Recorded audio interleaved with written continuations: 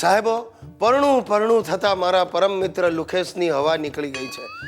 આટલા પ્રયત્નો કર્યા છતાં હજી એને કન્યા મળી નથી, અને જે એકાદી મળી એનું લાંબે પાયે કરીને જતી રહી છે.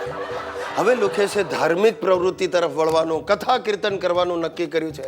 પણ ત્યાં પણ એને ભય સ્ત્રીઓનો જ લાગે છે, કારણ કે માણસ બૈરાઓથી કંટાળીને સાધુ બને, સાધુ બનીને કથા કરે, પણ એ કથા સાંભળવા આવે તો બૈરાઓને.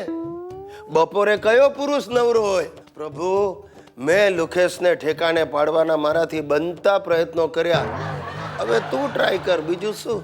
Girish, Girish my dear friend, હવે મને લગ્ન માટે તારી મદદની કોઈ જરૂર નથી, because I will manage it on my on.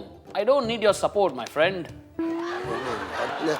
ભાઈ, તું અંગ્રેજીમાં બોલવા માંડ્યા? યસ, આજના જમાનામાં પ્રેમમાં પડવા માટે અને લગ્ન કરવા માટે અંગ્રેજી આવડવું બહુ જ જરૂરી છે દોસ્ત. હવે હું કમ્પ્યુટર ઉપર ચેટિંગ કરીશ, કોઈ છોકરીના પ્રેમમાં પડીશ અને પછી એની સાથે લગ્ન કરીને સેટ થઈ જઈશ. ભાઈ, લગ્ન કરીને લોકો અપસેટ થઈ જાય છે, એ યાદ રાખજે.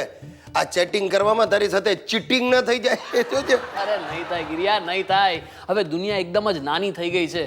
પેરિસમાં બેઠેલી પ્રીતિ સાથે પ્રેમની વાતો પણ થઈ શકે છે, અને દહેરાદૂનની દુકાનમાં વેચાતા ચોખાઓ ખરીદી પણ શકાય છે.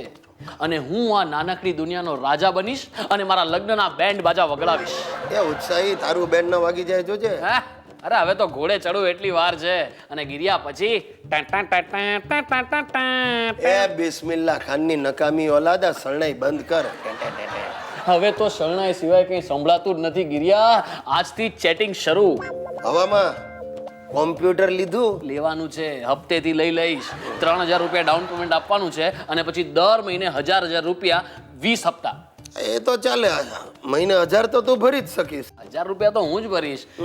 તારે ખાલી 3000 રૂપિયા ડાઉન પેમેન્ટ ના આપવાના છે. ભાઈ, હું શું કામ આપું? તને અણવર બનાવીશ ને. એટલે અણવર બનવા માટે મારે ફી આપવાની? જો ભાઈ, હું ઠેકાણે પડીશ તો એનું પુણ્ય તને મળશે ને. પણ પુણ્ય મેળવવા જતા હું ઠેકાણે પડી જઈશ એનું શું? સાહેબ, 12 વર્ષ નોકરી કર્યા પછી મને એક વાત સમજાઈ ગઈ છે કે નોકરીના ટૂંકા પગારમાં ઉધારી વધતી જાય.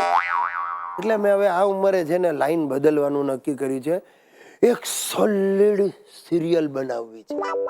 સ્ટોરી આપણી જ છે, ડાયરેક્ટર પણ હું, અને હીરો તો સ્વાભાવિક છે હું જોઉં. હિરોઈન તરીકે વિચાર છે કે પ્રિયંકા કરીનાને પૂછીશું, એ તો ના જ પાડશે. એટલે છેવટે ફિલ્મ લાઈનમાંથી આઉટ થઈ ગયેલી કોઈ એકાદ નાની નબળી હિરોઈનને વસાવી લઈશું. ખલનાયિકા ફિક્સ છે, સુશીલા. એટલે શું છે, બધું ઘર મેળે ઓછા ખર્ચામાં જ તૈયાર થઈ જશે. અને તમને કહું, જ્યારથી સુશીલાને મેં આ વાત કરી છે ને ત્યારથી મારી બેટી મોટા મોટા ચાંદલાઓ ખરીદવા માંડી છે. એનું દ્રઢપણે માનવું છે કે ખલનાયિકાના ચાંદલા એ જ સિરિયલનું સૌથી મોટું પાસું છે. બાકી હિરોઈનના ભાગે તો નાના નાના ટૂંકા કપડા આવશે, અને હું જંગલીનો રોલ કરું છું. એટલે મારે તો પાંદડા જ પહેરવાના, એમાં વળી ખર્ચો શું?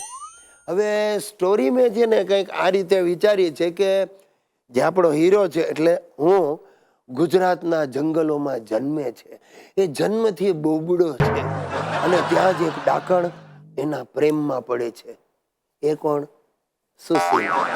Perfect casting. હવે હિરોઈન જે છે આપણી, એ મારતે ઘોડે ફરડિંગ ગફડાક ટપડક ટપડક ટપડક ટપડક કરતી જંગલમાં આવે છે, અને ત્યાં જ એનો ઘોડો મરી જાય છે, મૂંઝાઈ જાય છે હિરોઈન. અને ત્યારે મોગલીના મોટા ભાઈ જેવો આ હીરો એને ચીચિયારી પાડીને ઝાડ પરથી નીચે લસરીને આવે. હિરોઈન એને જુએ છે ને જોતા હવે તેના પ્રેમમાં પડે છે, અને બોબડો હીરો ગીત લલકારે છે. સાહેબ, ચમત્કાર! અને ગીત ઉપર હિરોઈન ડાન્સ કરે છે. અને બસ એ જ વખતે એક જંગલી વાઘ ઉપર બેસીને ખલનાયિકા દાખલ થાય છે.